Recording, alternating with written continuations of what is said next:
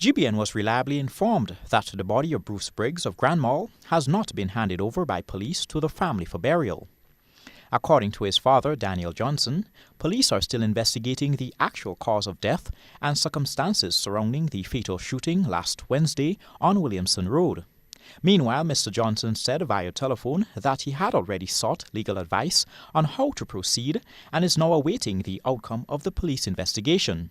Until they have completed the investigation, then they, as they say, they will proceed to handing over the body. I have contacted legal advice and related to them the whole matter, just as far as I know, and the legal person is going through the legal procedures, and I will just have to wait on them until they reach to a point where they can relate to me what steps they think I should continue to take, go on. Johnson said the fatal shooting of his son has brought into question the use of excessive force by members of the Raw Grenada Police Force. He said the family continues to grieve over the loss.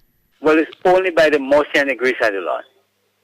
Only by the mercy and the grace. Because every time, you would think about, him, talk about him, then, but it's just by the mercy and grace of the Lord we are coping.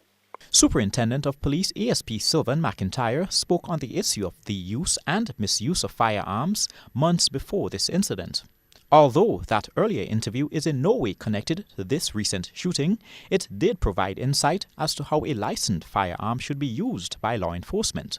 ASP McIntyre said before discharging a licensed firearm, the holder of such a weapon must establish that their life or the life of another is in danger.